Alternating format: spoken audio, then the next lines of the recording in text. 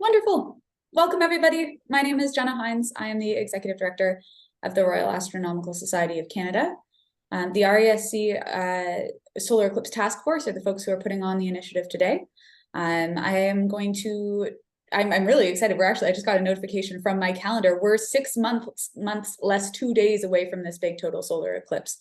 So it's coming up very fast. And for those who have not got it in their calendars yet, the total solar eclipse is happening on April 8th, 2024. So we are very close.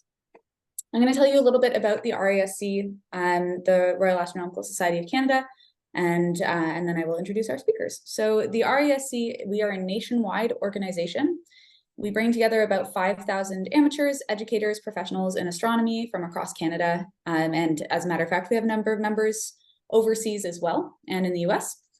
Our mission is to enhance the understanding of and inspire curiosity about the universe through public outreach, education, and support of astronomical research. So a lot of what we do is speaking with people who are excited about space and building that excitement for everybody.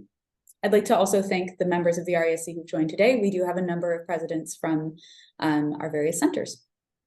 So we are the national organization that supports a larger network of astronomers and amateurs in astronomy.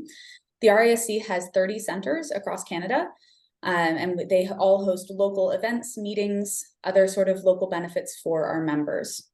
At the national level, we manage nationwide programming and initiatives in a number of areas, and we also support our centers mostly in an administrative capacity, with managing our members, managing member benefits, and all that sort of stuff. This webinar is a national initiative. It's put together by the RASC Eclipse Task Force. If you have any questions following the webinar, the Eclipse Task Force can be reached at eclipse@rasc.ca, and that email I've just sent in the chat as well. Before we get too far into our talk today, I just wanted to acknowledge that the national office of the RASC is in Toronto, which is the traditional territory of many nations, including the Mississaugas of the Credit, the Anishinaabe, the Chippewa, the Haudenosaunee, and the Wendat people, and it's now home to many diverse Indigenous peoples. Since we are meeting today on a virtual platform, we're coming from many communities all over the world, in Canada, from coast to coast to coast. We would like to acknowledge the ancestral, traditional, and unceded territories of all Inuit, Métis, and First Nations people that call these lands home. And this acknowledgement is only a starting point. We encourage all of you to take some time to learn about the history of the land that you call home.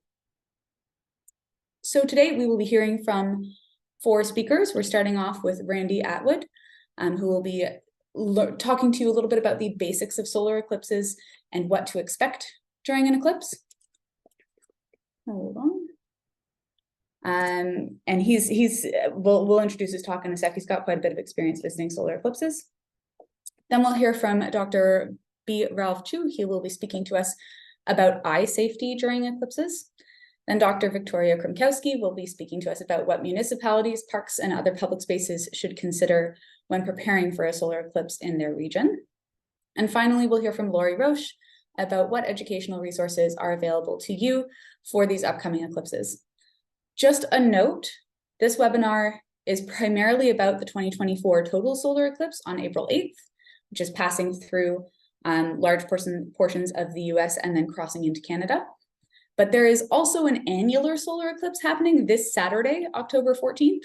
So in case you didn't know about that, it's passing through the Western United States, then through Mexico and down through Central and South America. Across Canada, for the most part, we will be seeing a partial eclipse, not the actual annular eclipse. Randy will tell you a little bit more about those kinds of details. But I wanted to let you know that that is sort of a nice little trial run in case you wanted to test out your solar glasses. Some quick housekeeping when it comes to this presentation. If you have any questions, the questions are all going to be compiled and answered at the end. We're doing 4 talks with our speakers, and then all the questions will be at the end. If you have questions as we go, please throw them in the chat and I will compile them and ask them towards the end of the presentation. I will also ask that you keep your microphones muted. Everyone's already done that, so great so far. And the last thing I will mention is that if you don't have solar eclipse glasses yet, the RASC does have ISO certified solar glasses available for purchase in our store. You can buy individual pairs, or you can buy packs of 5, 10, or 250. So they are available for purchase, and we will get them to you as soon as possible. Please bear in mind that if you plan on having them for Saturday, we may not be able to get them to you by Saturday for the partial solar eclipse. Alrighty. With that all being said, we're going to start with our first speaker, Randy Attwood. Randy is a past president of the RASC, and he's also the current president of the Mississauga Center. He observed his first total solar eclipse in 1972, and since then has traveled to 6 continents to see a further 11 solar eclipses. He also, as a matter of fact, arranged a flight to go see a solar eclipse at one point. He's got quite a bit of experience. He will be speaking about what eclipses are, and he'll also share a little bit about what experiencing an eclipse is like. Randy, over to you. Okay, thanks. Can you hear me okay, Jenna? Yep, sounds good. Okay, all right. Hey, welcome everybody. Yeah, so glad to be talking about this upcoming great event. Many of you are probably wondering what all the hubbub is about. So we'll get into what we can possibly see. Now I see my first slide isn't working properly. It's supposed to show an animation. So we'll look at the next slide and talk about, well, there we go. Thank you. Thanks, Victoria.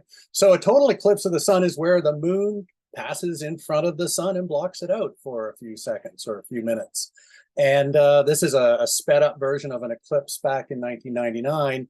The orange thing there is the sun properly filtered, and my good friend Ralph Chou will talk all about that coming up. But for the few seconds where the moon is totally covering the sun, you see this silvery glow around the sun. That's the halo of the corona that we'll talk about, and that's what everyone goes to see. Next, please. So, as I said, the moon passing in its orbit passes from time to time in front of the sun, and because the moon is a solid object, it blocks the sun out. Next, please. The only time a solar eclipse can happen is when the moon is in between us and the sun, and that's at new moon. So we have a new moon every month, and solar eclipses can only take place at the new moon phase. Next, please. So you're going to ask, why isn't there a solar eclipse every month? And this is a nice graphic that I like, showing the moon slowly moving in its orbit, describes this path across the Earth, and it can be, as we'll see, any place on the Earth can see an eclipse, but the path is rather narrow. It's long, but it's rather narrow. And as I say, there is a new moon every month. Why isn't there a solar eclipse every new moon? Next, please. And the reason being, the moon's orbit is slightly tilted to the Earth's orbit. So most of the time, at new moon, the moon is above or below the sun. You can't see the moon when it's so close to the sun, only if it passes in front of the sun. But this slight 5-degree tilt prevents us from only seeing eclipses about once every 6 months. A perfect example, we see an eclipse this Saturday, and 6 months from now, we'll have another eclipse. So they're not as rare as you might think. There has to be an eclipse of the sun every 6 months, just not necessarily one that we can see. Next, please. So there are 3 types of eclipses, really. A partial eclipse, where the moon passes partially in front of the sun. And that picture is from my driveway on Christmas in 2000. We had a partial eclipse, which was kind of neat.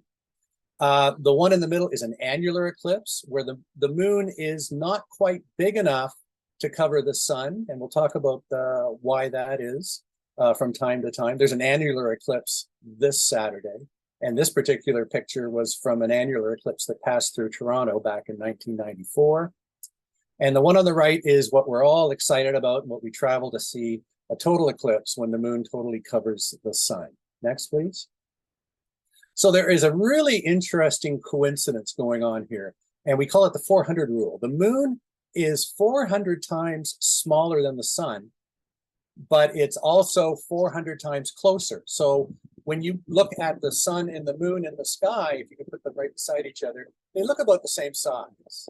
But the moon is in an orbit that is not perfectly circular. It's elliptical. Sometimes the moon's a little closer to us in its orbit. Sometimes it's a little farther. That's where the whole supermoon thing comes from. I'm not going to get into that, but that's the same thing. The moon is sometimes a little closer, a little farther away. When it's at its closest point, it doesn't cover the whole sun, and you get an annular eclipse.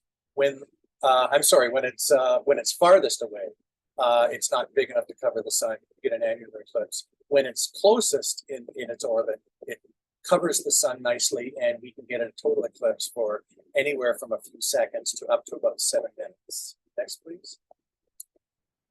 So if you're in space, this is the kind of thing you would see, obviously sped up, but it's just the shadow of the moon racing across the surface of the Earth. Next, please. So we know when eclipses will take place. The motion of the moon is well known. Here's a 25-year list of total eclipses that have taken place, and you'll notice that Canada had a couple of them. There was one in 2008, way north in the Northwest Territories, and one coming our way next April. So these eclipses can take place literally anywhere on the planet. They're not all that rare. You get a total eclipse about every 2 years. The rare thing is that they're just generally not in your backyard.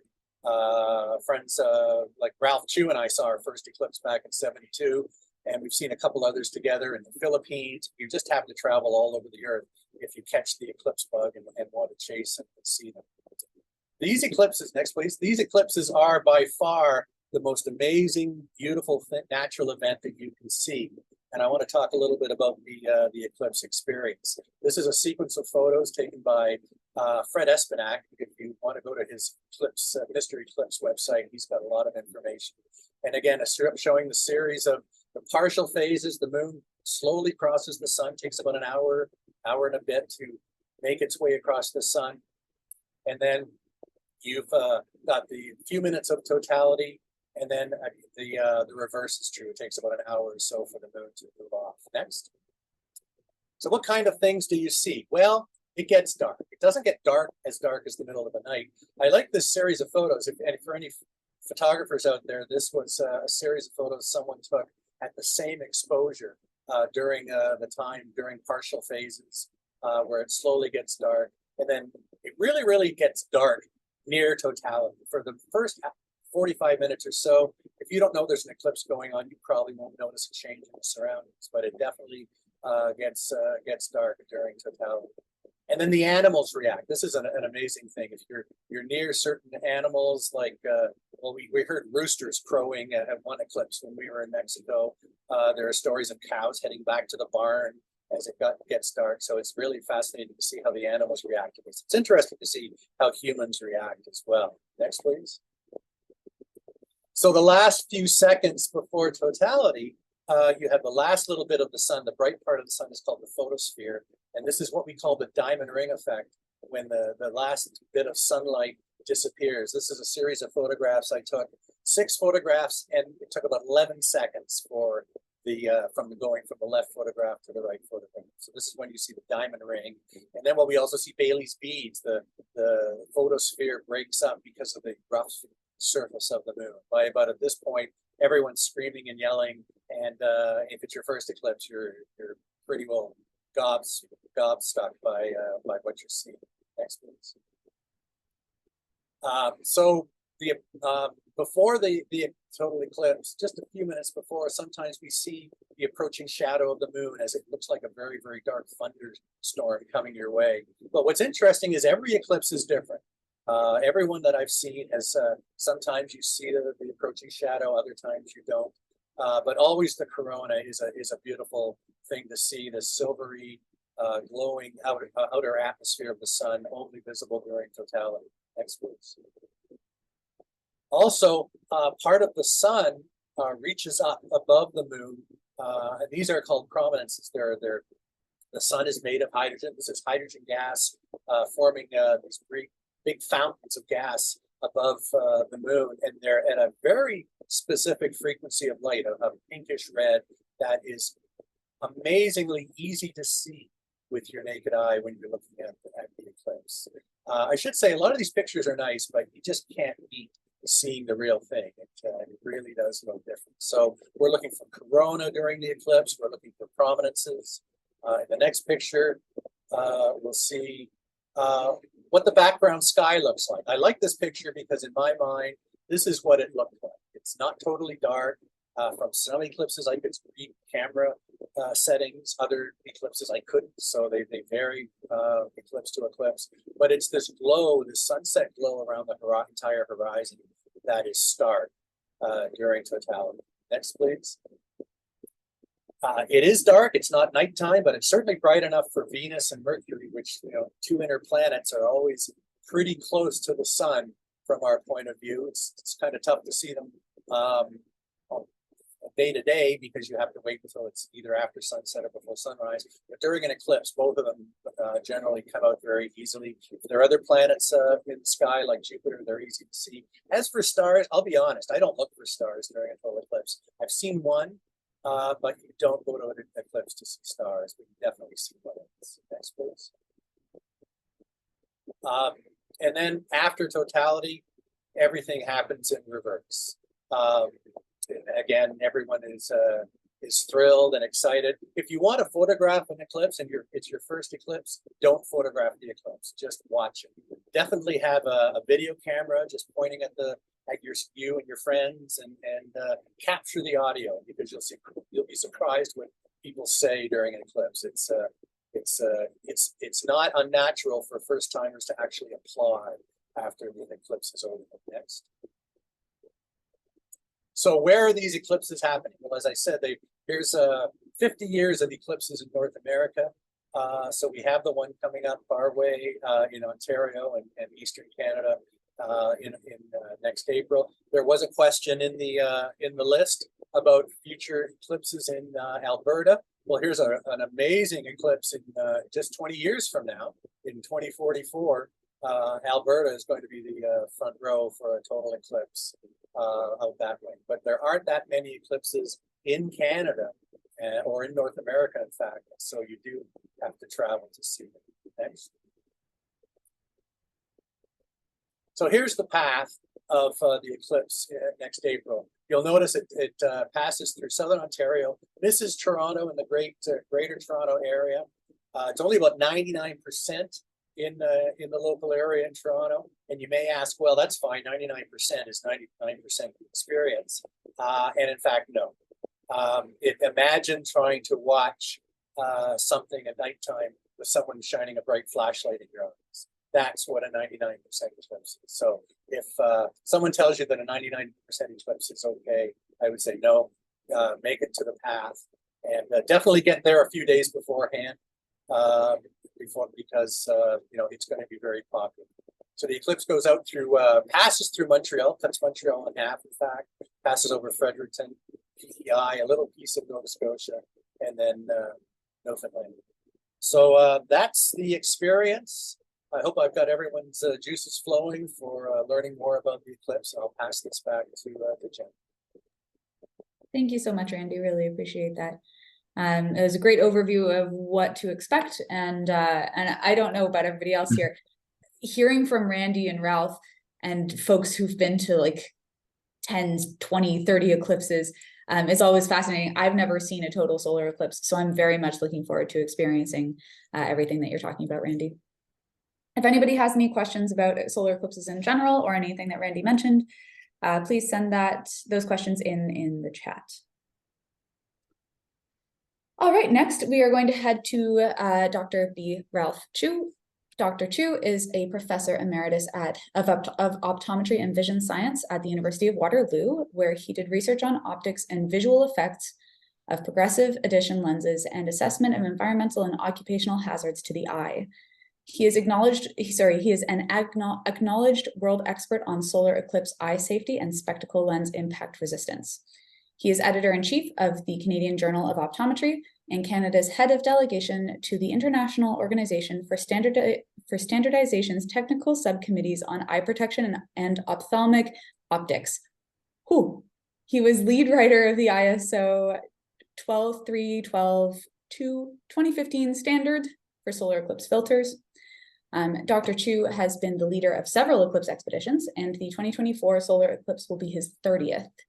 His contributions to solar eclipse eye safety were recognized in 2022 by the International Astronomical Union with the naming of asteroid 10491 Chou. Ralph, I'm going to hand things over to you. Great, thank you very much, Jen. Good morning, good afternoon, good evening, everyone. Solar eclipse eye safety has been a passion of mine for many years. And one of the things that we always talk about is the possibility of solar eclipse eye injuries. The fact is that the sun is a very intense source of visible light. People tend to look at an eclipsed sun for periods of time and repeatedly during the eclipse, and this just tends to make an injury more likely to occur. And often the problem is that this is done with either inadequate or no eye protection, and the result can be quite damaging to the eye. With respect to a solar eclipse, you do need to have eye protection during the partial eclipse phases, as well as during the central phase of an annular eclipse. Next slide, please, Jimmy. One of the important questions that always gets raised, and it's often a misinterpretation that you will see in mass media reports ahead of an eclipse, is there something special about a solar eclipse that makes it more dangerous to be outside in the sun during that period than on any ordinary clear sunny day, as it appears to be now outside my house? And the quick answer is no. The reason why is that normally we are just wired not to look directly at the sun. It's just too bright. But the fact is that we know that an eclipse is happening and we want to look at it. So we override the ingrained programming in our brains that says we shouldn't look at this very bright object. And that's why we need that special eye protection to prevent any kind of an injury. Next slide, please. Unfortunately, the fact that we do want to look at the sun means that we will see the occasional person who does end up with eye damage. And over the years, we've built up a profile of the typical person who shows up first thing the day after an eclipse with an eye injury. Typical patients are young adult males, roughly, say, 12 and up, who are either unaware of or decide to ignore the warnings about using special protection. They, in fact, used either no protection or inappropriate protection. Sometimes it's because they bet their friends they could watch the sun during eclipse and not get hurt. And again, typically they show up in the eye examination chair first thing the next morning with symptoms. Next slide.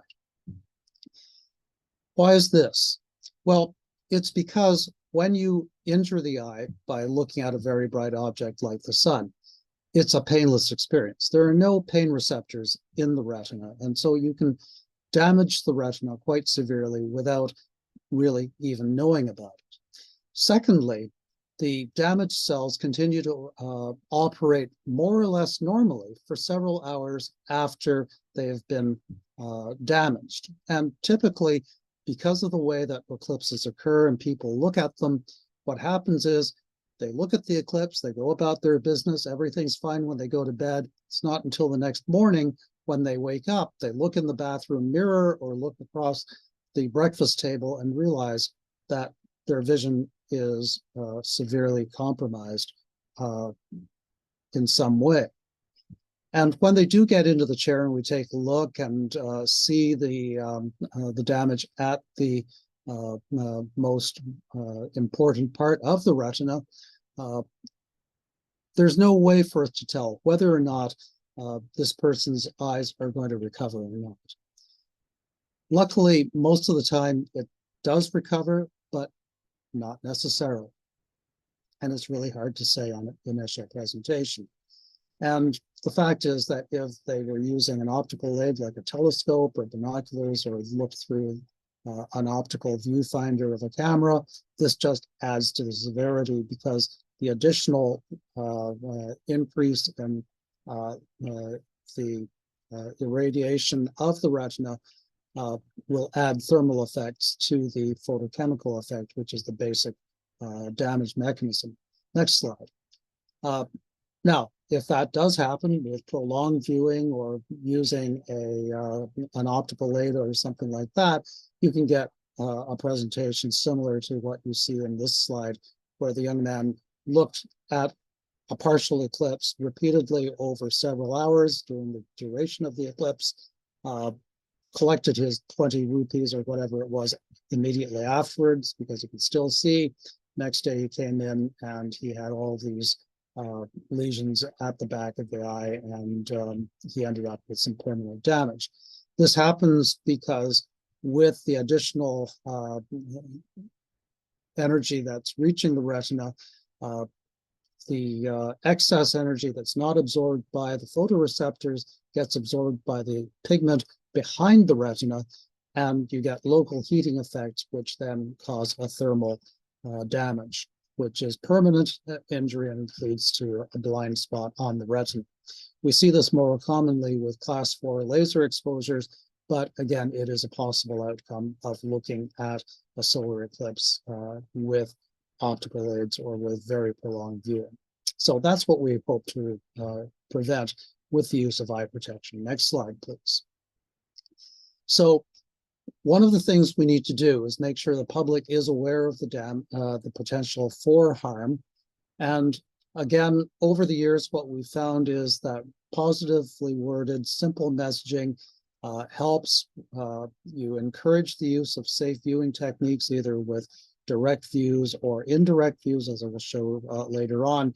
And very, very important, if you are a caregiver or a parent or a teacher, you have to closely supervise children who are looking at the eclipse to ensure that they observe the proper way and avoid getting their eyes hurt. Next slide, please. Okay, typically, these are the types of viewers that you can get. They are cardboard mounted solar filters, and they can either be folded to be worn on the face, similar to eyeglasses, or they're held with your hands in front of the face to cover both eyes. And these are both perfectly acceptable types of eye protectors for looking at the sun at any time, including during eclipse. Next slide, please. The important thing to remember is that these viewers have to be used whenever you look at the sun, and especially during partial or annular eclipse. The only time, next slide, that you can look at the sun without eye damage occurring without using a filter is during the total phase of a total eclipse, as Randy described earlier. Next slide, please. So these filters come in two different types.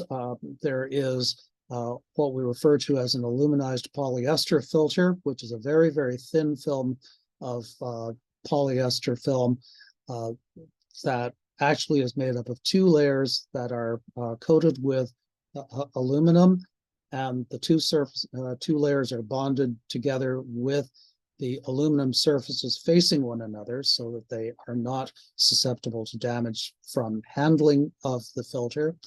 And these are then mounted within the cardboard carriers. This ensures that the polyester filter is fairly rugged, and in fact, it's very hard to damage it. You're more likely to damage the cardboard mounting.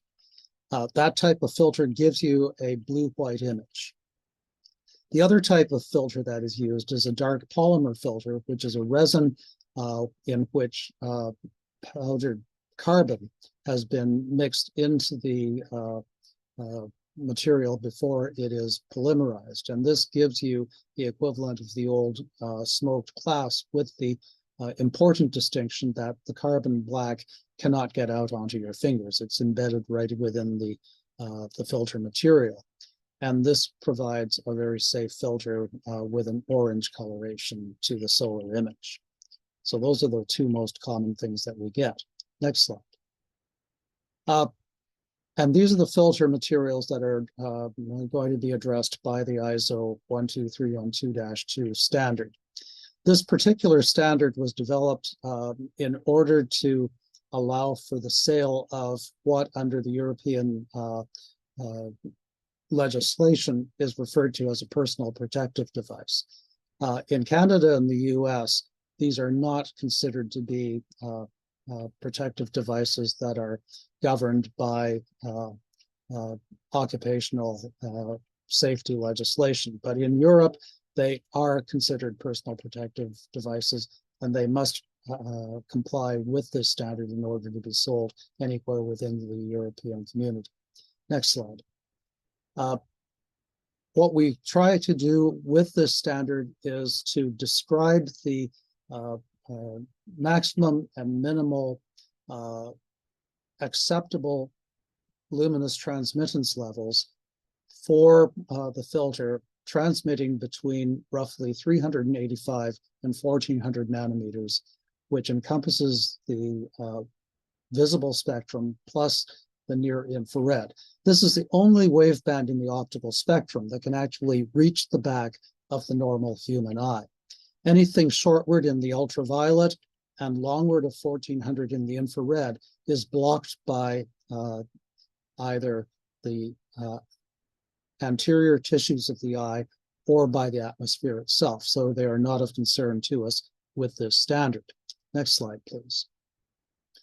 The other thing is that we have to consider not only protection of the eyes against actual physical damage, but also visual comfort. And David Sliney and I have worked on this over the years, and our conclusion is that you need at least a 160,000 times attenuation of the light in order for you to be comfortable looking at the sun. And in fact, for most observers, you need a reduction of around 400,000 times in order to actually be able to look at the sun for an extended period of time without feeling uncomfortable, as well as being safe.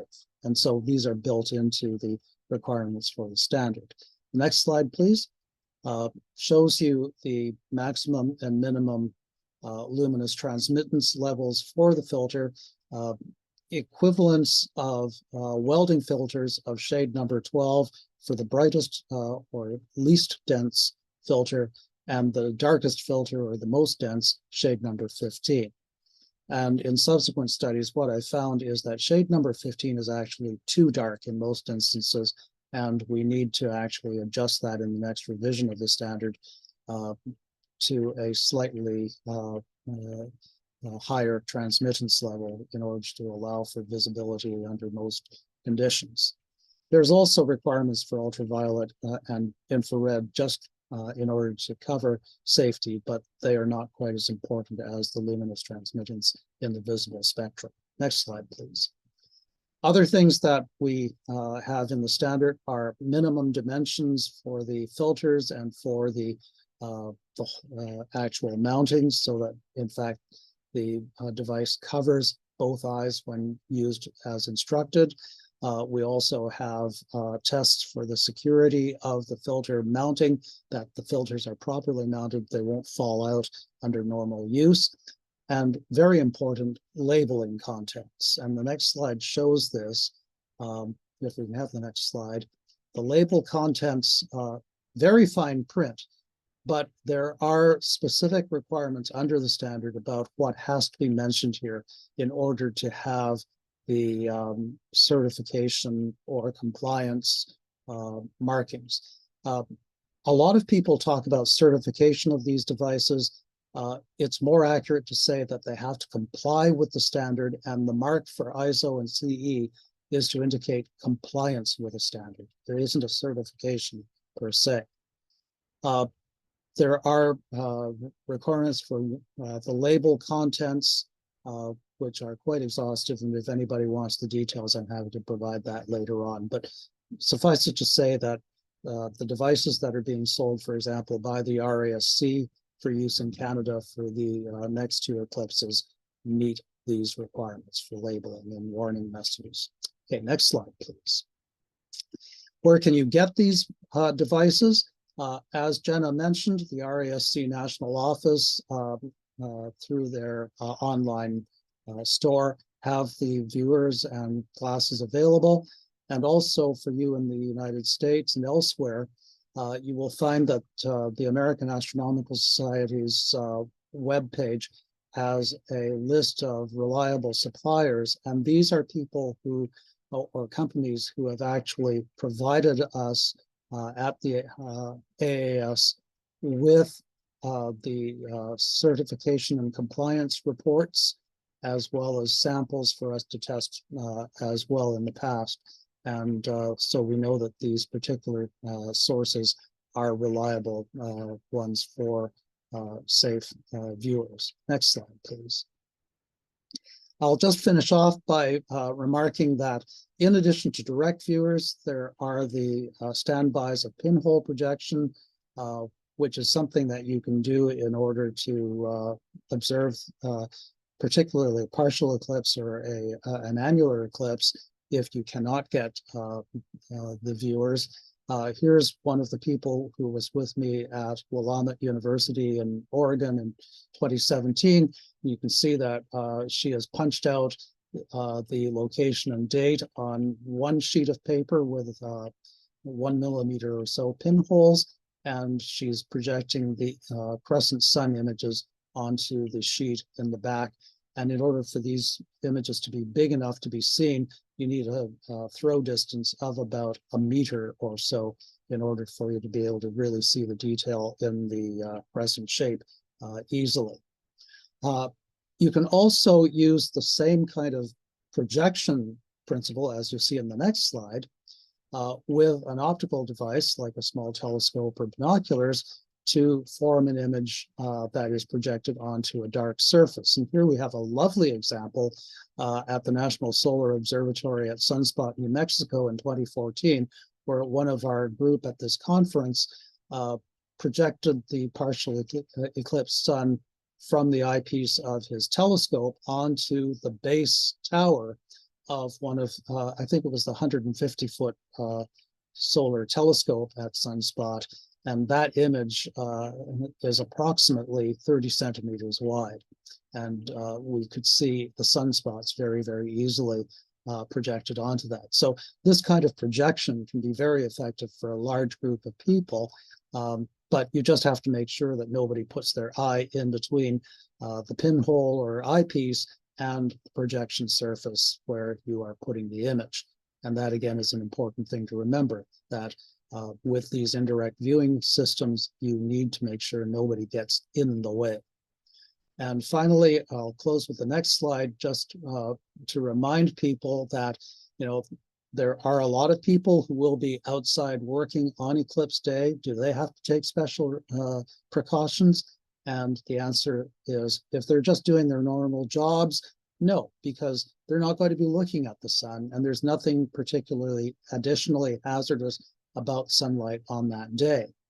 The thing is that if they want to have a look at the partly eclipsed sun during the eclipse, they need to use the special viewers or projection devices in order to do that safely. Remember, these devices do attenuate the light by a factor of somewhere around 300 to 400,000 times, which means they're effectively like blindfolds. They're much, much darker than your standard sunglasses, even a dark sunglass. The darkest one that you can get in a store is only a 1% transmission. So it's about 10,000 times higher than the transmission level of the solar eclipse glasses. So the important thing is, if you have one of these devices on your face, don't try to walk around, and especially don't try to drive in them, because it's like having a hood over your head. You'll see absolutely nothing. And with that, I will close and say good luck to those of you who are going to be watching the eclipse on Saturday and then next April. Thank you so much, Ralph. Really appreciate all of your expertise in that area, and I learned a ton from your presentation, so thank you. And now, next up, we have Dr. Victoria Kramkowski. She's the co-chair of the Royal Astronomical Society of Canada's Solar Eclipse Task Force, the folks putting on this webinar, and she leads municipal and public space preparation for the 2024 total solar eclipse. She's also a member of various other eclipse committees and working groups in Canada and in the United States. Victoria works in the environmental field, and her professional background includes intergovernmental relations, business development, and infrastructure financing for conservation authorities and municipalities, as well as climate change, science, and communications. Victoria is going to talk to us a little bit about how to get ready for this eclipse if you are a municipality, a park, or a public space. So Victoria, over to you. Oh, and sorry, a reminder to, if you have questions, please put them in the chat and we will collect them and ask them at the end. Okay, Victoria, over to you. Great, thank you so much. It's so great to see really the wide variety of people and organizations that are represented here today. And I'm really looking forward to telling you a bit about some of the operational and logistical, as well as marketing and tourism development opportunities that you might want to plan for. There's a fantastic eclipse chaser and champion of eclipse viewing named Kate Russo, who I really admire. And she has a saying that you don't choose to host a solar eclipse, universe chooses you. So whether you're really excited about this event, obviously like we are, or whether it's just sort of a weird one-off event to manage and to get through, there's a lot that we can do as municipalities, as parks managers, as public space managers, and as other agencies to prepare for it. So, and this is something and I hope it will really come out in my slides, is that it really takes an integrated approach amongst many different divisions and departments in your agencies, as well as often externally between different organizations to prepare for the eclipse, but also to get a lot of the great benefits out of it as well too. But first off, what influences people to come see a solar eclipse in a particular location? So Randy showed us the map that showed the path of totality across parts of Canada and the United States. And the closer you are to the center of that path, the more time you have of totality. So obviously this is a really big draw for people. There's areas of Canada where if you're right near the middle of that path, you're going to have close to 3.5 minutes of totality, which is fantastic. So the more totality that a particular location experiences, obviously that makes it a bit of a draw. Also favorable weather conditions. People want to go where they think they're going to get the most clear skies or the most chance of clear skies. You know, the eclipse starts down in Mexico, which has the best chances. And obviously it's April, beginning of April. So there's some variability in what our weather conditions will look like. People also often want to enhance their experience of an eclipse by seeing it in an iconic area or at an iconic site or an area surrounded by natural beauty, or that's also personally meaningful to them as well. And obviously accessibility also makes a difference. So areas where there are roads that make it easy to access, where accommodations can be easily accessible, these are all things that influence where people go. But one thing Randy had mentioned, and I'm probably going to mention more than once in my slides, is that the messaging we really want to get out is for people to be in place for where they want to view the solar eclipse 24 to 48 hours in advance, and to plan to stay afterwards as well. In the 2017 total solar eclipse, which went through a big swath of the United States, there were really significant traffic jams up to 12 hours afterwards. So we really want people to be in place where they are, where they want to be. We don't want, you know, a ton of people from City of Toronto, for example, deciding to drive down to the North Shore of Lake Erie the morning of the eclipse. You also want to think about what kind of staff resources you'll need to manage this event. A lot of this has to do with information sharing, what you can expect to see for the solar eclipse, eye safety, which Ralph went through so well, and what kind of preparations are needed and what a community or a site can expect the day of. For a lot of organizations, it's helpful to assign someone to be a bit of an eclipse coordinator. This doesn't mean that they're suddenly in charge of, you know, transportation and emergency management and arranging the event, but it does mean that they help to bring the other teams on board. They help to share information, make sure that everyone is coordinated. So other municipalities have found that to be really helpful. But another side benefit as well is that by sharing that information, what you expect the day of, what the experience is like, what visitors and residents and staff themselves will experience the day of, can also help to make your own staff champions for viewing this eclipse. And as you'll see, by extension, sometimes champions for your own community or your own parks or your own sites as well. Now, how to estimate the type of visitors and the numbers of visitors that you might expect. Again, in 2017, communities that were in the path of totality saw up to a 50% population increase on the actual eclipse day. Now, that was in August. Again, we have this eclipse happening in early April. So there's a few things that might make those numbers a little trickier to estimate. So again, there's variable weather. There might be cloud cover in one area and no cloud cover in another area. For example, on April 8th, 2023, so on our 1-year countdown to the total solar eclipse, Eastern Canada had beautiful clear skies and Texas had cloud cover. But so you can never really tell what will happen the day of. And so people might decide to move shortly before the eclipse if they think they're going to get a better chance of viewing it in a different location. The time of the day also makes it a little tricky, particularly in Ontario and Quebec, because totality is happening right near the end of the school day. So there's a little bit of trickiness there in guesstimating whether people might pick up kids early, whether they might take the day off, or how that will sort of be managed. Also, other considerations include distance to large population centers. So I had mentioned Toronto will not have the total solar eclipse, but very close by areas will. So you might have large numbers of people traveling. Similarly, part of Montreal will experience the total solar eclipse, part won't. So you might have people trying to maybe move from an area that doesn't experience the total solar eclipse into one that does. Also, you want to consider not just what your hotel bookings are looking like, but estimate that people are also going to come and stay with family members and friends. In some communities in the path of totality from the 2017 eclipse, they saw an average of just over 2 people per household, 2 extra people per household moving in for that eclipse. So hotel accommodations can give you an idea, but you have to also estimate there's also going to be other people coming in to stay with family and friends. So a good way to really think about estimating numbers is when you think of really significant one-day events that your community might typically host. So, if you're a community that often has a big Canada Day celebration where visitors will come in to experience that, or a New Year's Eve celebration.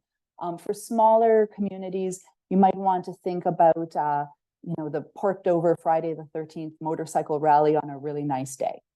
That gives a little bit of an estimate as well too. But again, and I'll say it again, you really want that messaging that visitors should plan on coming and being in place 24 to 48 hours in advance and plan to stay after the eclipse. So I mentioned the traffic jams that were seen in 2017. So that's something that needs to be planned for, the possibility of needing to direct traffic perhaps to certain areas, communicate through multiple venues and multiple forums about any road closures. You might find that arrivals are a little bit more staggered, which can help, but often you'll experience a mass exit after the total solar eclipse is over. And by total solar eclipse, not even the complete eclipse, but often after totality, you'll have people leave. And there's things that can be done, as I'll describe in a few slides, by working with events planning staff to try to draw out those departures afterwards. Even for staff that maybe have nothing to do with the solar eclipse or planning for the eclipse, there can still be impacts on their ability to get around, to do their work. And they may also have difficulty getting around when they're leaving work, for example, to go pick up kids at school or at daycare or things like that. So that's something that needs to be planned for. A lot of communities in the States during the 2017 eclipse also found that a lot of private property owners offered parking on their lands for a fee. And that actually impacted a bit the traffic flows that they were expecting. So that's something to think about as well. And of course, you want to think about what might be those pinch points for traffic. So, say 2-lane or even sometimes 1-lane bridges, causeways, or small roads that are going to lead to really popular sites for viewing the eclipse. These are all things that you want to think about managing. And speaking on that, it should also be considered that it might be difficult for first responders and emergency personnel to move around on eclipse day should there be the need. You might want to think about whether there are strategic locations near those pinch points where you can maybe stage crash response crews in case anyone has a fender bender that kind of might impact some of those pinch points. You also want to think about water safety. So again, this is happening in early April. For those, say, in Toronto, or along the shores of Lake Erie or Lake Ontario, if you took a boat and went a few kilometers into the lake, you can experience totality or a longer period of totality. But early April is pretty variable. You might have ice cover, you might have clear water, but you will have very cold water. So that's something to think about. Certainly you want to think about eye safety for eclipse events, which Ralph talked about, but you also want to think about whether there are any non-eclipse events that are happening during that time, including outside of the path of totality, but where there'll be a partial eclipse, and where messaging or maybe solar viewers might be needed. So thinking on things like sporting events that might be scheduled for that day, where people might not realize that there's a total solar eclipse happening, but it might catch their attention and they might want to look at it. In all cases, you want to try to prepare some eclipse-specific messaging and information ahead of time for any 911 or any municipal information lines. And there's some really good resources and working groups out there. So for any of you who are in Ontario, the provincial government has formed an eclipse emergency management working group. So this is specific to emergency management personnel, but a lot of really good resources and information sharing happening there. So if there's any interest in that, certainly reach out and I can share the information. For accommodations, again, you might have some variability in visitors. You might have cancellations at the last minute or large increases. Some places might want to think about campgrounds, which are typically not open at the time of the total solar eclipse. Often they open more in May, but whether there might be the opportunity to offer limited services for maybe people who are bringing trailers or things like that. Now, planning eclipse events. And now, obviously, an eclipse event is a great way to showcase your community, your site, and the eclipse itself. But by good coordination, eclipse events and the way you plan them can also help with traffic flows and some of those operational challenges that people are going to be experiencing. So when you're thinking of identifying an eclipse viewing site for your event, a lot of this, for those of you who are used to planning large events, a lot of this is going to be, pretty standard when you're thinking about large space, sufficient ingress, egress, making sure facilities are available. But you also want to think about things like what the position of the sun will be at that particular time, and make sure that it won't be blocked or partially blocked by, say, a hill or part of a building. It's also nice to think about sites that you might want to highlight to visitors that might be a good opportunity to bring them to for the eclipse. But you also, again, want to go back to what I had mentioned and think about the types of things that make visitors want to go to a particular site to make sure that it enhances their viewing experience. I would also highly recommend that you monitor the media, particularly local media as well, leading up to the actual eclipse.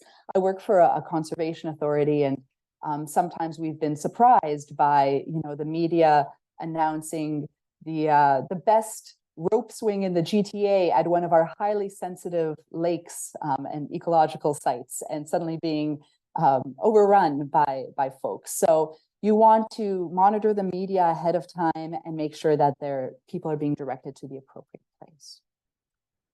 And for actually planning the event, what I would really want to emphasize, this is one of those beautiful areas where partnerships are so productive. I won't go through all the points, but you don't need to do everything on your own. You don't need to be an expert in astronomy on your own. You don't need to have all of the astronomy related programming.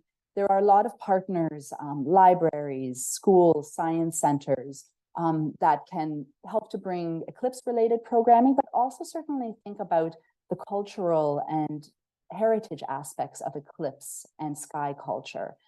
Think about maybe Indigenous communities that are nearby that might want to take part and highlight some of their sky culture, as well as other groups in your area as well. There's a lot of really beautiful ways to integrate art and the eclipse and science that can really create a really enriching event. But in all cases, your event and how you organize it can help to guide visitor arrivals, but particularly visitor departures afterwards. Some communities are holding multi-day events, for example, surrounding the eclipse.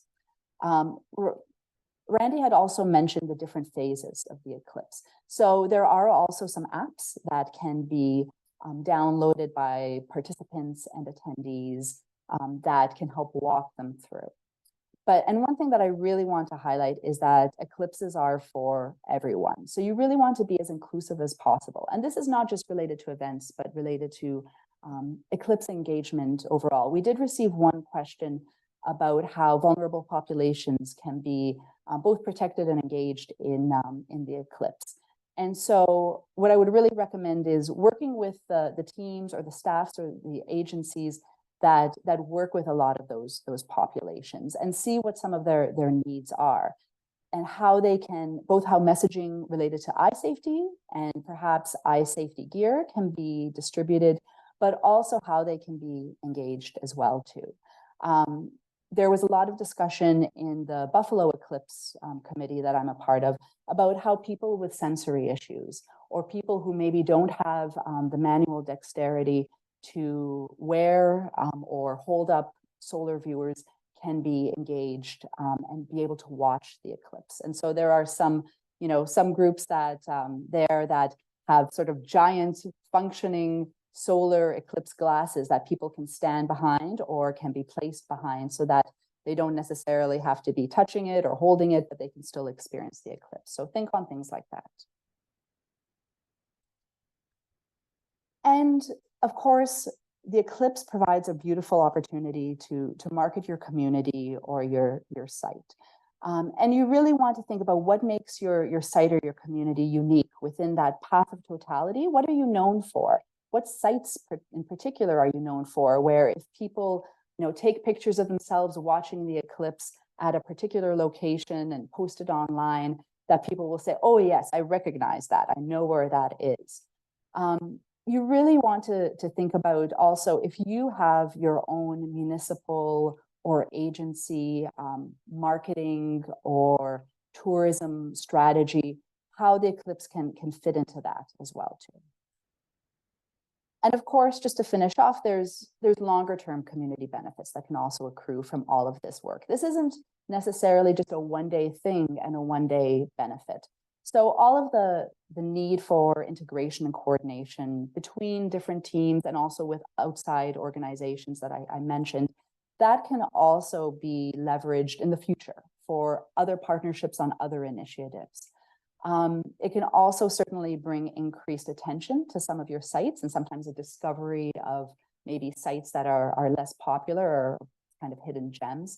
And something that for us at RASC, I think we're all really excited about is it also brings this great focus on not just astronomy, but on the STEM fields overall. There are so many amateur and professional astronomers that I know who trace back their interest in the field to watching a total solar eclipse and the wonder that they felt.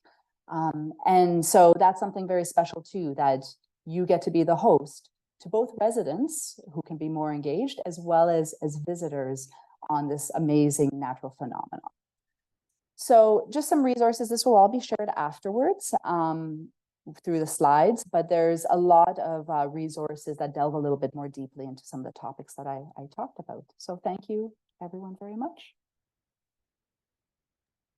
Thank you so much, Victoria. And that was fantastic. There's a lot to consider when it comes to planning an eclipse. And so thank you so much for going over all of that in such great detail. And I'm sure that will be very beneficial for the folks who are attending our webinar today.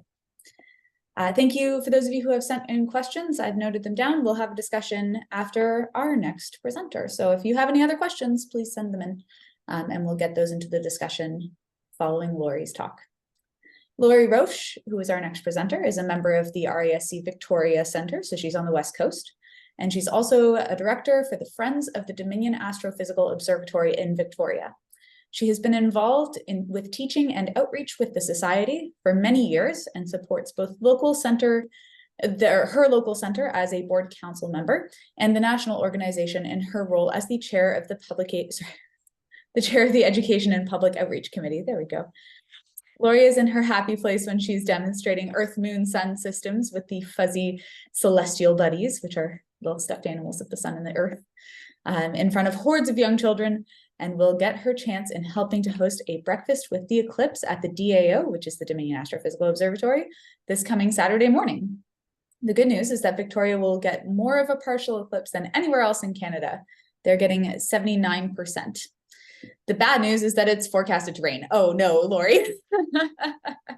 Astronomy outreach at its finest. That is one thing that comes up a lot when we're doing outreach events with astronomy is seems like it's always forecasted to rain. So, all righty. I actually don't see Lauri in the chat in the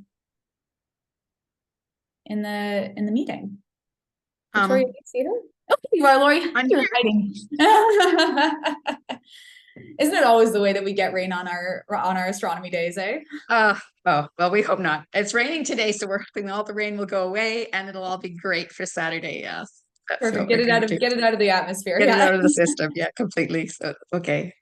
Thanks everybody for coming, and I'm going to be directing my work here towards people who are administrators in school boards or administrators within organizations for parks, libraries, people who are doing both formal and informal educational settings. So that's and teachers and anybody else who is doing any kinds of any education. Victoria, you can move to the next one. So 4 things that I was just going to touch on is for Victoria used that word champion, which is really what we want, is that the more that you are understanding of what's happening during the total eclipse, then you will provide that excitement and understanding to other people that you are leading or talking to. Number 2 is ordering your eclipse glasses right now. Do not wait. Number 3, I'll be talking about planning for your eclipse within your school or your community, and kind of moving on to where Victoria was, and then compiling a resource list for training educators and for teaching students. Okay, next, please. So you're already started. You've already started to learn about the eclipses here, but there are quite a lot of places where you can go to get really good resources. Our RASC Eclipse website, Jenna, who's kind of who's our host, has done some really terrific little videos about eclipses and safety tips. And so on our Eclipse website, that's a really good place to go for just like almost like 1 minute little vignettes that will help out with that. I also would like to really push out for Discover the Universe, which is an excellent set of training courses and resources for teachers. The Canadian Space Agency has got some good resources for as a Canadian perspective. And then I'll move down to where it says the Astronomical Society of the Pacific and the NASA Eclipse website. Both of them are very good for more an American perspective. But in fact, all of the information that you need in order to be able to learn about eclipses. That's all general information that's there, but anything more specific, go to those two different ones. And then the one that's kind of sitting in the middle of the Exploratorium is from San Francisco Exploratorium, and they have got some lovely resources for looking at how you can set up activities, and they're at a level that goes right from preschool right through to university places. So you can get a lot of resources there. So this is just for yours to kind of just go and click on those, have a look at what they offer and what you can use in order to use within your organization. Okay, next please, Victoria. So I will just really do these, order the Eclipse classes now. Of course, it depends on your funding and whether you can get something, but don't wait until after Christmas to order your classes. If you can get anything in lieu now, please do it, because it's inevitable that prices will rise, and the chances of them shipped in time may decrease. So you want to kind of look at that. If you can afford to get glasses for an organization or for schools or whatever, please try to do that now. And as Ralph mentioned, to only go through really well-known suppliers. Rainbow Symphony and Paper Optics are two that are really good, that are certified. And I will then go along with what Ralph said about complying with certification rather than just being certified. Don't go into Amazon or into unknown suppliers and just try to get something. Back in 2017, there was an overwhelming group of eclipse glasses that was put on Amazon kind of closer to the eclipse, and people were getting things that were not complying with certification, and there were problems with that. And the other thing is, once you get your eclipse glasses, if you can get them well ahead of time, practice with students or the kids in your parks, if you're with them or anything, practice with them so that they have an idea of how to use them. You don't want to give them to them 10 minutes before the eclipse happens and they're all fumbling with them and don't know how to use them, especially for younger kids. They want to be able to be really comfortable with them. So it just would be a tip to make sure that people know how to use them. Go ahead, Victoria. So this is a very small eclipse. However, this is what's really important in terms of education and kind of for us. Is that you have to start planning as soon as you can. You don't want to be doing this on March the 29th what are we going to do in our schools? You'll need to be doing something ahead of time. But the important consideration, I'm sorry, I guess switching over, we've kind of got some things out of line, but is in Ontario and Quebec, the maximum happens at about 3:30 in the afternoon. I haven't got the exact numbers, but they're in there, which means it starts at about 2:30, maximum at 3:30, and then leaves at about 4:30. In the Maritimes, it's 3:30, 4:30, and 5:30, and then Newfoundland is kind of half an hour later or so, which means that when we are looking at this, the important thing is that kids may not be in schools when this is happening. And so we do not want to have students just simply just going home and sitting and, looking at videos on their, and not being supervised. It would be better, to be perfectly honest, for schools to kind of actually defer the beginning of the day and start later, and then have a longer day, if that's anywhere possible, for one day in a year, is to be able to kind of do busing a little bit later, so that the kids are in a supervised area and are being looked after in an educational environment. That would be really good for them, to be with friends and family and community, to be able to do this.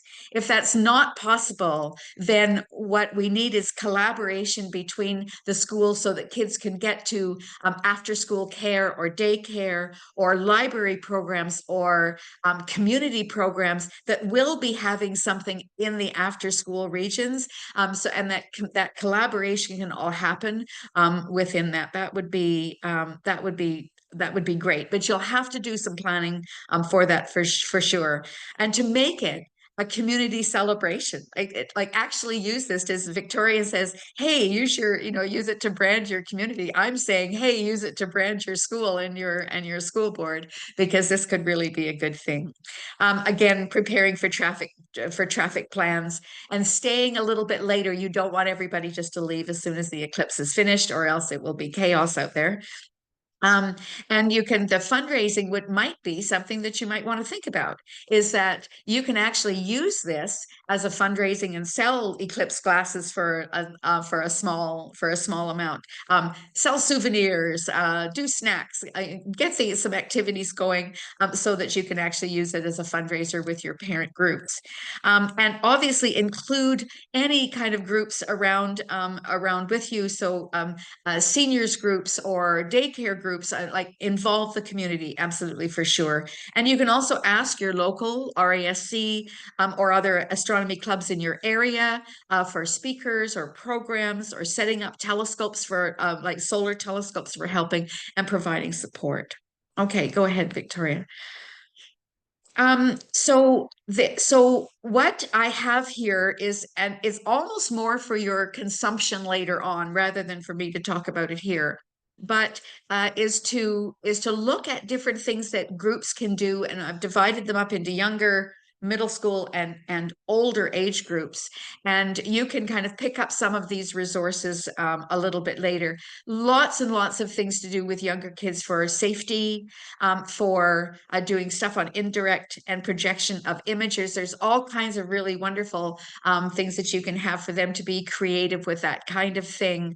The different explanations at the younger age groups kind of just, work on what they're going to be able to see, and a little bit of what's happening. They don't need to know a huge amount about the science behind them. But when you do it, as I was saying, is my happy place is with Stuffies and the Celestial Buddies. If you don't know about Celestial Buddies, you should get them, by the way. Look them up. Is using anything that you can in order to demonstrate how the moon and the sun and the earth are kind of all working in order to make this all happen. There's also a really good meter stick demonstration through the Astronomical Society of the Pacific that works really well. And then there's all kinds of other kinds of things. Especially, I really like the Oreo cookie eclipse demonstration that always goes over really 100%. Okay, next one, Victoria. For older kids, for your middle school group, they can do a little bit more of the science and math. They can do the different types. They can do the phases. They understand a little bit more about graphic diagrams. They can do the planning for how to do projection and all the different things that could go. Planning for really simple experiments. So looking at the changing in temperature or a changing of light. What happens, and can the kids plan for that and maybe do something during the eclipse itself? And integrating cultural differences and cultural ways from different groups, and I've got a couple of them in the resources section down there, which will be really good. Last one there, Victoria, here for now. So with the older grades, because they can obviously understand an awful lot more of the math, I would certainly go into some of the science and the phases and the timing of the nodes and all the kinds of things that they were talking about. The science of projection systems and why that works. They can do some astrophotography and get completely ready. If you've got a photography group in your school, then get them to figure out how to plan for that astrophotography and for taking videos of everything.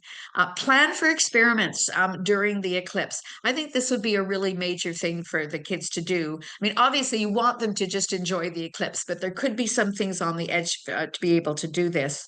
Changes in temperature and light, seeing the planets, as Randy said, measuring sunspots. There were some beautiful ones in 2017 during the eclipse there that we were able to kind of watch. And the social responses. So not just the physical sciences, but some of the social sciences of what happens when people go to eclipses. Some, as somebody said, I was actually in tears after the last one. I couldn't help it. just absolutely just, it was just one of those things that happens. And that so all like what happens and how people react is also a really good thing for the kids to have a look at. And then just the last one, Victoria, I just wanted to say there are some really good Eclipse resources for teachers.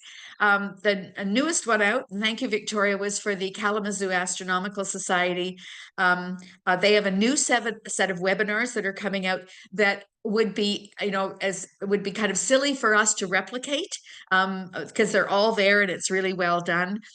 There also is the Astronomical Society of the Pacific, also has got a really good set of comprehensive resources for teachers, and they have Eclipse ambassadors and Eclipse stars in teachers, and they actually have a bit of funding that they might be able to help you with.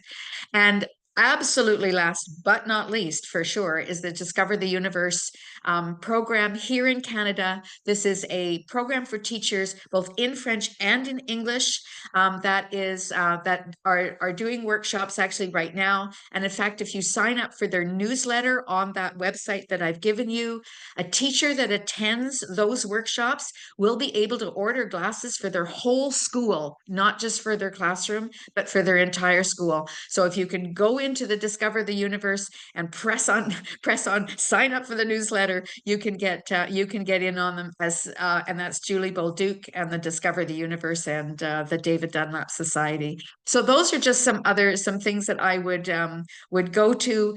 We're also going to be putting out, the Ontario Task Force is also going to be putting out a complete resource for teachers that is not just for Ontario, obviously, but we are doing the compilation of it. And that will come out at the end of October or early November, and will be a completely curated list, right from junior kids to senior ones, and different Eclipse things that you can get. So hopefully you'll be able to look at some of those resources when you have a little bit of time, and that something will pop out at you and you'll be able to do it. So get those kids involved. Remember, have activities both before and then have activities after, so that you're not sending them all home all at the same time. All right, and that collaboration between communities, centers, and libraries, and everybody else in your community, I think, is the most important thing that will happen. Thanks, everybody. Thank you so much, Lauri, and thank you to all of our presenters for taking the time to speak about preparing for this big eclipse with us. So we're going to get into some questions. We have some questions already collected, which we're going to talk through. Some have already been answered, so we're going to skip a couple of them. And if you have further questions, please send them in the chat, or if you want to, you can raise your hand and we can go through questions that way. So Victoria, let's see if we can get everybody together. Victoria, Lauri, Randy, and Ralph. There have been a couple questions. I know you've all spoken to this a little bit, but I just wanted to talk about what your experiences were like during these kinds of events. I know some people are concerned about traffic jams. Victoria, you mentioned traffic jams and crowds. I wanted to talk a little bit about the variance in what the situation could be based on things like weather or that sort of, or local weather being better in some areas than in other areas, and how to manage ordering the number of glasses and deciding how many glasses to order, because I know that's a big question for a lot of people. Do any of you have any insight into that? Randy, can I call on you because you have your microphone unmuted? Sure. With respect to traffic, and I've been concerned about the GTA, for quite a while. I don't know what to expect. It could be an absolute mess. Anyone who's traveled from Toronto down to Hamilton on the QEW on a normal day knows that it's busy. So if you add several thousand, tens of thousands of cars on Eclipse Day, we're trying to communicate with the powers that be, the OPP and whatever about that, just to be prepared for it. But the evidence from 2017 was that the highways on Eclipse Day were packed, and right after the eclipse, everyone left as well. And we've been talking about getting to the site 24 or 48 hours beforehand and stay for 24 hours. But the morning of the eclipse, the news is going to be, hey, there's going to be a total eclipse once in a lifetime in Niagara Falls, St. Catharines, Hamilton. And it's just going to be crazy. So I've been thinking about this for years, and I still don't have any kind of any suggestion. There's an element of uncertainty, especially with any astronomy or astronomical event. You just kind of have to be able to ride out the uncertainty to an extent, and be able to improvise, I think. Ralph, have you found in your 30 eclipses any sort of pattern for how many you should buy, how many eclipse glasses you should buy, or any plans you can make? You know, that is a really difficult question. I think, first of all, it depends on exactly how much you have to spend, because, you know, they're not really expensive, but if you're starting to look at large numbers in an order, you know, 100,000 or even several thousand, you've got to ante up the money to pay for that. And so it really depends on what your budget is for your particular planned activity. And it's going to be very different from place to place. I would say if you're within a zone of totality, the sky could be the limit. On the other hand, you know, if you're in a place where, you know, you've got, say, well, let's say you're up on the shore of Georgian Bay, where it's going to be at about a 25% eclipse. The chances are that you won't have the demand or the interest. Whereas if you're in Burlington or Hamilton, where you're right on the borderline between totality and non-totality, you're going to have a lot of interest, and you're going to have a lot of movement. And so the number of people that you'll have to serve is going to be quite different in that situation. Yeah, just one thing to add to that. I mean, we've been talking to our friends in along the path. It's in Niagara Falls and Hamilton and say Buffalo and Rochester, and you know, I think areas that are on the path are really well prepared. I'm really impressed with the things that Buffalo and Rochester have done, and all along the down through the U.S. I think it's because they had the experience in 2017 that they, you know, they have some really accurate information to act upon. We just don't know what to expect along the path. And, you know, as Victoria said, they have data that says that all along the path in the US in 2017, the number of people in cities along the path increased by 50%. Now, that was an August eclipse. The weather was good. It was summer. You know, who knows what's going to happen in April? There could be a snowstorm, and the whole thing could just could peter out. So I wish we had more information. It's just that these things are so rare. We don't have the data to sort of say this will happen. Laura, go ahead. Yes, I was just going to say I totally agree with what was said before, was to be in place and to really try to get people to move ahead of time. I'm out in the West Coast here, so we had some lovely views in Oregon for 2017, and absolutely people traveled for about 3 days beforehand to get to all the different places, and there were celebrations happening in some of these different spots, and everybody was doing really well at getting people into where they needed to go, because they were coming up from California and coming down from Canada. And it was great. It was no problem at all. The problem was at the end, when literally everybody just simply left wherever they were at 15 minutes after the totality happened, or after the mostly to the end. The entire I-5 was completely jammed, and nobody moved for hours, and because everybody just simply hit it at the same time. So that messaging of being able to stay in place as well, get into place and stay in place for at least even 6 or 7 hours waiting to get off onto a thing would be helpful. So anybody that is in that total path, if you can keep people engaged and happy for another few hours afterwards. Serve them dinner. I don't know. is to keep them in place and then have people kind of move out. It would just be that would just be the messaging I would put out there for sure. But it was wonderful, and I absolutely loved it. Yes. And maybe if I can add to that, I know somebody had asked a question in the registration about, what kind of events help to keep people afterwards. And so in the link that I provided to the Astronomical Society of the Pacific, they've compiled a bunch of amazing articles and lessons learned and case studies from the 2017 eclipse. So you can certainly dive into that more. But I think the ones that really struck me the most were those sort of more arts-based, performative arts-based and festival type activities. So, fire dancers and acrobats and, those like trapeze artists, like different people and organizations and groups that were very performative, that really draw a crowd, make you go, wow.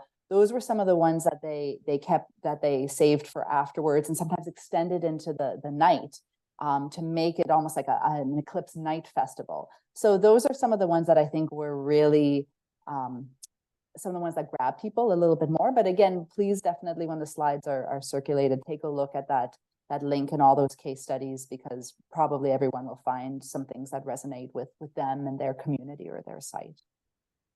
Yeah, I'll just add that, in most of the eclipses that I've traveled to, and, for organizing expeditions and so on, what you usually find is that even among the eclipse chaser community, the first hour and a half as you go into the partial phases and everything, everybody's excited. They're all busy observing the eclipse. Come totality, everybody goes wild. Second diamond ring, everybody's celebrating. And 5 minutes later into the exiting partial eclipse, 75% of your group has already packed away their equipment, and they're either repaired to the bar, or they're off to their hotel room or whatever, celebrating. And for somebody like me who stays right through to the end, I've got the field all to myself for the next hour and a half because everybody's gone. And it's similar when you look at traffic out of places where the eclipse is occurring. The traffic jam is going to start within 10 minutes of the end of totality, which is about the time it takes for people to pack up, get to their cars, and join the line. And then it can persist. And as was noted earlier, these traffic jams can last an awful long time. Oregon, with limited roads, 12 to 15 hours for some of these spots, particularly in the isolated areas of Eastern Oregon where there's only one or two roads. They were stuck jam-packed. It's lucky nobody ran out of fuel. So the thing is that for those of you who are planning for logistics and emergency measures and so on, expect that these traffic jams are going to start immediately after the eclipse total phase ends, and it's just going to persist after that. And if there's a traffic crunch or something, just going to make things even worse. Thank you, Ralph, and thank you everybody for your contributions on that one. It's hard to know what to expect, but it sounds like we have a good idea of how tough it can be in the area. There's just on note, Ralph, when you said you were left alone in the field, there's a question from Jane, because farmers' fields, soccer fields in April often are excluded for parking and foot traffic because it causes damage, especially when it's wet, when it's springtime. And so do you have any suggestions for finding a location that is not a field? Well, the thing is that, for example, you take a look in Niagara regions, you've got that whole network of conservation areas and parks with large parking areas. And what's going to happen is that people are going to have to be on those paved surfaces. So they're going to be parking their cars, and they may end up being right very close to their parked vehicles to observe the eclipse, because you can't get into the other areas because of the snow or the ice. And that is definitely going to be a concern, because the more confined you are, the greater the problems of traffic and access and mobility. And this just goes with the territory. It's really difficult. I don't really have an answer for that, except that you've got to plan that those parking areas are going to be partially for vehicles and partially for people. There's just no other way to deal with it. Shuttle buses. Well, yeah, shuttle buses from remote parking into designated observing areas are a very good idea. And for example, we saw that happening along the beaches of Australia's Queensland coast for the 2012 total eclipse, where they very, very carefully controlled the traffic, and they controlled where people parked. And there were shuttle vehicles that went from remote parking areas to the choice observing sites. So that again is something that requires a lot of logistical planning to make sure it works. If I may also suggest, and I think shuttle buses from more remote parking could definitely work. You would just want to be maybe really clear on the route, and if it's even possible to make, let's say one lane, depending on the road, maybe one lane shuttle bus dedicated, so that people don't end up stuck in a shuttle bus in traffic during the total eclipse, which would be a bummer. But also you might want to be, I'm not sure if, Jane, I don't know if you're kind of planning on certain eclipse events in certain areas and what they might be surrounded by, but even getting a little creative with some of the potential private property owners and the parking that they might offer. So not thinking necessarily on, like individual residential homes, but if there is potentially maybe large parking lots for certain types of businesses, even thinking on like storage or trucking businesses that maybe have parts of their parking lot that are, could be rented out for the day by the municipality, or even depending on the state of, or the phase that maybe a particular site is in, thinking on like early construction sites when they have gravel out and it wouldn't be so muddy, but they haven't necessarily started their work yet. There could be some opportunities maybe with some of those private property business owners in certain types of parking lots where it's safe for people to park and walk out, assuming that there's not like heavy trucking or construction happening at that time, but that it's generally an okay state if it's like wet or muddy or things like that. Thank you so much. Just drawing attention to the time, it is 1 o'clock Eastern time at the moment.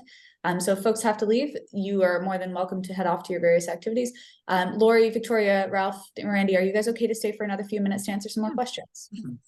Okay. And if folks do need to leave, we will be distributing both the slides and the recording of this presentation to you. So you will still have access to the answers to those questions. I just wanted to draw attention to the conversation going on in the chat at the moment. Turner asked if school boards are currently planning to reorganize bus schedules, and Sean from New York, from the Buffalo area, mentioned that in the US, there's a break.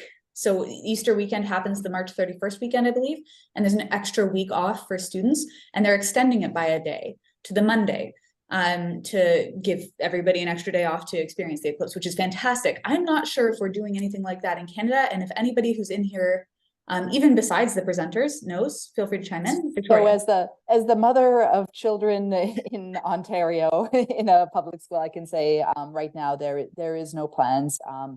The Easter Monday is the Monday before, and there are definitely no plans or PA days or anything like that planned in Ontario, at least. Thank you. It's a clever solution, though. For those in the States, that's very smart. Okay. I would say it that wouldn't be the. Sorry, go ahead, Ralph. I was going to suggest that, in 1994, I took my son out of school for the day. It was a regular school day. He wasn't there. I had him with me at the Science Center for that eclipse. And I suspect there will be a lot of parents who try to book the day off and make it a special day, and the kids are not going to be in school. That may solve some problems, but it doesn't solve them all.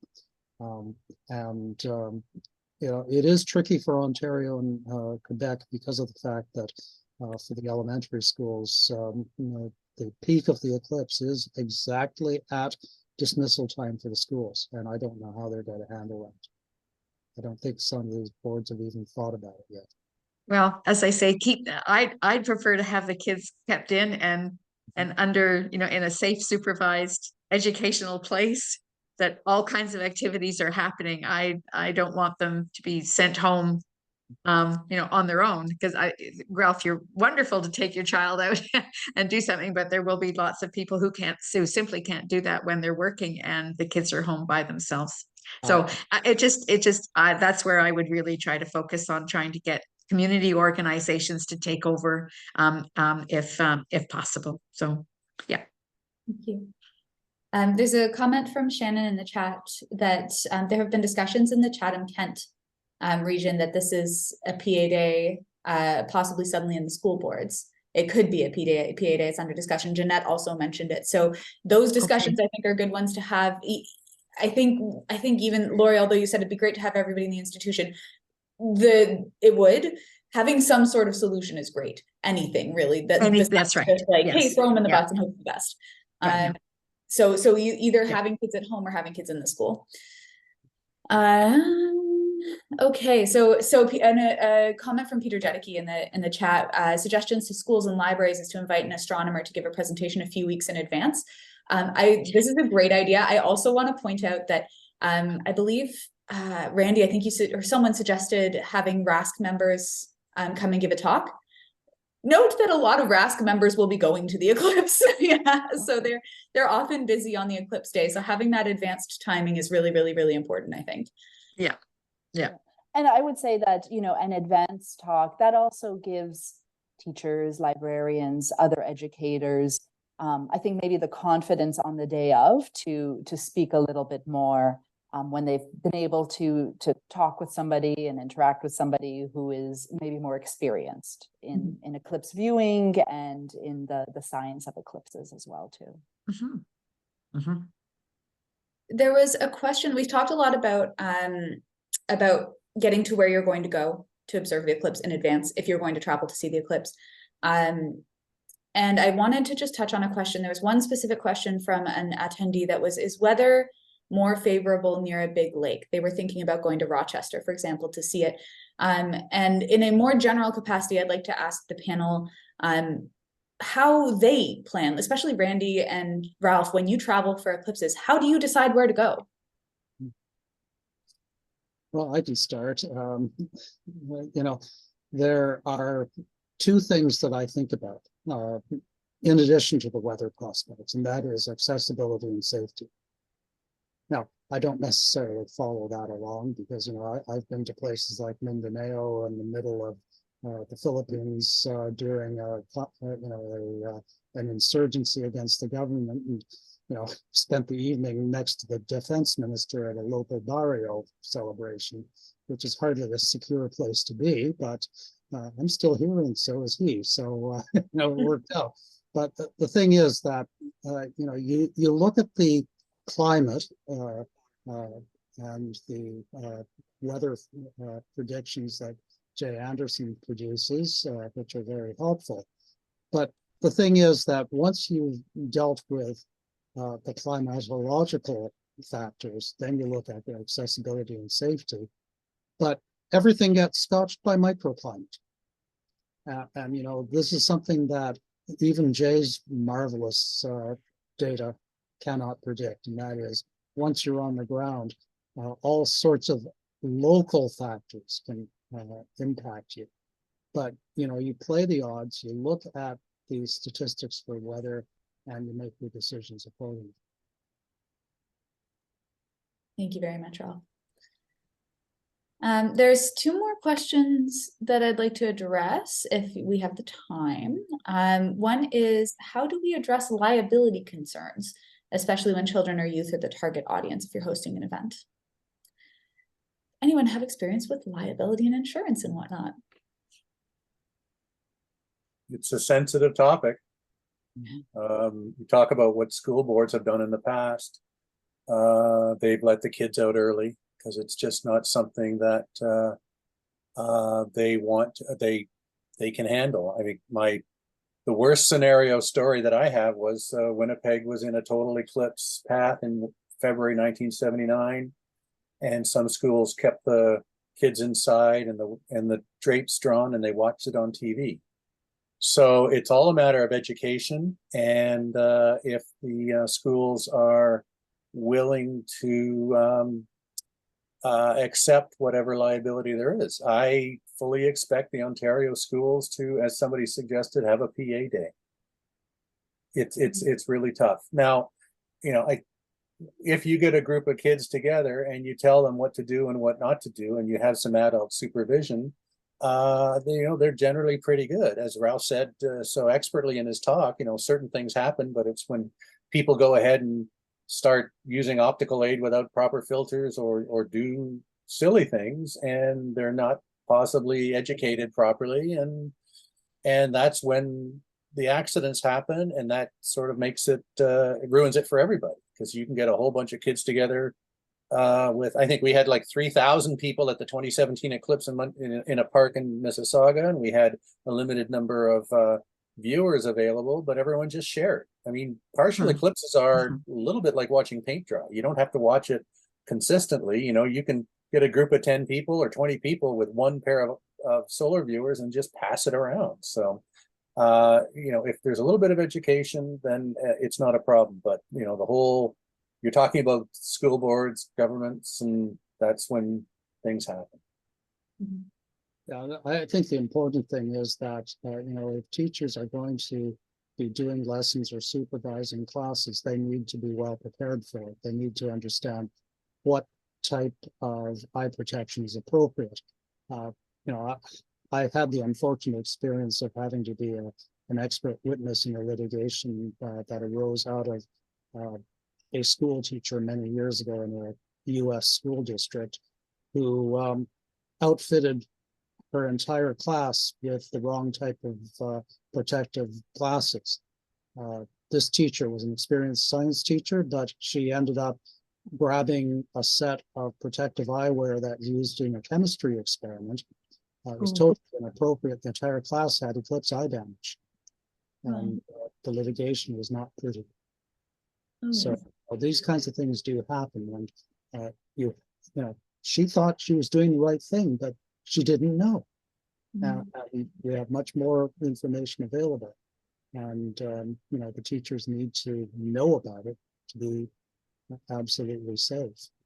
Well, not absolutely, but to be safe in what they're doing. Thank you, Ralph. Okay. On that note, and I'm not sure if we have the time really to decide whether or not this specific company's solar glasses are legitimate. But there was someone who Shannon was asking about solar glasses and how to determine whether or not they are a legitimate source of they actually comply with the regulations that they say they comply with. Lauri, you talked about Rainbow. I think Lauri talked about Rainbow Symphony. Yeah. And a couple different suppliers. I haven't heard of the supplier that they recommended, which is everythingbranded.ca. But on the website, it says it meets the transmission requirements of ISO 12312-2. Is there anything beyond looking at those sorts of things that you can do to verify whether or not something is legitimate? Well, if the product has been examined, and there is a certifying body that has actually done an assessment of the product and has determined that it actually does comply with the standard, the not necessarily the retailer, but the supplier or manufacturer should have that documentary evidence, and you should be able to get it. There's no secrets about these things. American Paper Optics and Rainbow Symphony are very good about that they have the documentation and they will supply it upon request if you're interested. And I would say that any supplier of these products should be able to provide information about who and how they got the product recognized as being compliant with the standard. Okay, thank you, Ralph. That I think answers the participant's question. Also brought to my attention, I did not notice this, by Laura, Rainbow Symphony is sold out. I didn't really expect, well, I mean, like we did expect that, we've talked about it, and RASC ordered well in advance because we were concerned about this. But Rainbow Symphony is sold out. So if you need solar eclipse glasses, they're available on rasc.ca from Rainbow Symphony. A shameless plug. It's interesting because when I talked to them, they were gearing up to make something like 500 million of them. Specifically for the 2023 and 2024 eclipses. So, they may be sold out now, but they're probably going to be back in inventory within the next 6 weeks.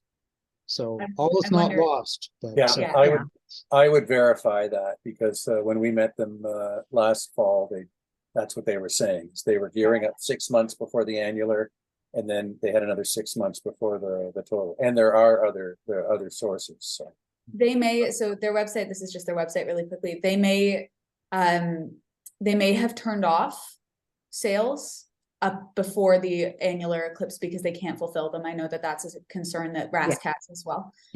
So just a reminder to order early. It is really important to do so. I noticed there was a comment in the chat also about the fit of some of these solar eclipse glasses. The thing to remember is that, they are a universal fit thing, and they come with pre-scored folding guides for narrow and wide fit. And so depending on how big your head happens to be, you fold them in the appropriate places. But the important thing to remember is that what you need to do is make sure that when they're in place, they actually cover your eyes so that when you're looking towards the sun, you're not going to get a direct path from the sun to your eyes without going through the filters here. And, sometimes it may be better to use a handheld one that you bring closer if you don't have a good fit with the glasses. And again, with these, you just put it right up in front of your eyes or in front of your glasses to provide the protection. But as Victoria said earlier, and Lauri as well, when it comes to doing these kinds of things, you need to practice and you need to prepare for it and have the right instructions to be safe. The other thing we haven't really said though is like to make sure that when you do get the glasses that you're making sure that there's no scratches on them, that there's safe to use. It's just a very quick overview that everything is okay and there's not holes or really big scratches in them before you use them. And the other thing is they can be used again. They're totally reusable. So if you just kind of very carefully put them in an envelope or somewhere, they can be used for a number of years. And so I would suggest that you either you ask for their return, like after they're finished, you can kind of take them as return, or ask people to just fold them in tightly and put them away carefully. And what I might also bring up, the handheld solar viewers, the second set that Ralph held up, a lot of people find that those are better for children, where sometimes they have those little faces, little noses, little ears. So just if you are ordering for kids, you might want to, or a mix, you might want to think about maybe a mix of both glasses style and also the handheld ones as well. Thank you. Okay, and I'll add that you can look at the sun anytime with solar glasses. You don't have to wait for an eclipse. You can practice now. Well, maybe not in Toronto, but you can practice wherever the sun's out with your solar glasses anytime. And also a reminder, because I have done this before, to put them on your face and then look at the sun and then look down and take them off. Because I have been the person who looks up and goes, oh, isn't that pretty? And then takes them off and just suddenly gets hit right in the eyes with the sun. So it's good to practice for sure. Yeah. One last question, and that was about cameras. For anybody who's looking at photographing the eclipse, how do you protect your camera if you want to take a photo of it? Randy or Ralph, maybe, have you got tips on solar filters for cameras? Yeah, you know, there are filters available. They are actually made of the same material that is in the viewers and solar eclipse glasses, except it comes in larger pieces or it comes in a mounting already. These are not subject to the ISO standard because they're not considered to be personal protective equipment, but they will do the job of protecting the camera and so on. But the important thing is that these are filters that only cover the lens that is going to be in front of the sensor or the film. If you have a camera that has an optical viewfinder, so not a single lens reflex camera, but a just general view camera that has a little optical viewfinder that's offset from the lens, that viewfinder has to be covered as well. Otherwise, when you look in the camera to aim it at the sun, you're actually going to get the full force of the sun through that optical system. So that's not a good thing. You know, if you're using any kind of camera, you need to cover over any kind of optical system that could be exposed to the sun when you aim the camera to be safe. Similarly, with a cell phone camera, you need to have a, you know, you can use the filters from the solar eclipse glass to cover over that camera to point it at the sun. You're not going to get a very good image, but you know, you'll at least have something that won't burn out the sensor. Again, preparation, practice are key to make sure that you know what you're doing on the day in question. You know, in all these years, my first eclipse was back in 1963, actually. So I'm on 60 years of eclipse chasing. And, you know, I always find people in the heat of the moment, they forget everything. Yeah. No matter what. So, you know, you have to practice and hopefully the muscle memory kicks in. So even if you're going crazy because of how you're reacting to the eclipse, you still remember to do things automatically. Absolutely. Great tip. Thank you, Ralph. Alrighty, if there's no more questions, we will we'll wrap things up. If anybody has any last minute questions, throw them in the chat. Otherwise, I want to take the time to thank Lauri, Victoria, Randy, Ralph. Really appreciate you all organizing this and speaking on this topic and getting everybody together. I'd like to thank all of our attendees for coming. There was a great turnout.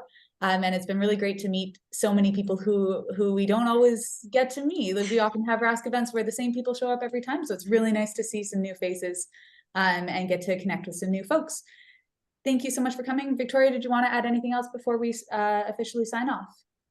No, just that, you know, keep an eye out. We'll be sharing, as Jenna mentioned, the recording and the slides.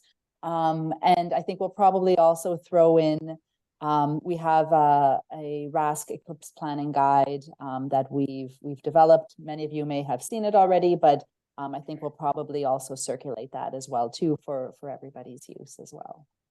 Okay, great. Thank you so much, everybody. Really appreciate you being here, and we look forward to hearing more about what you all are planning for the eclipse in 2024. If you get the chance, if you already have your solar glasses, take a look at the sun on Saturday as well to see if you can see that partial eclipse. All right, with the glasses, just to be clear. Yeah, all right. Take care, everybody. Have a wonderful day.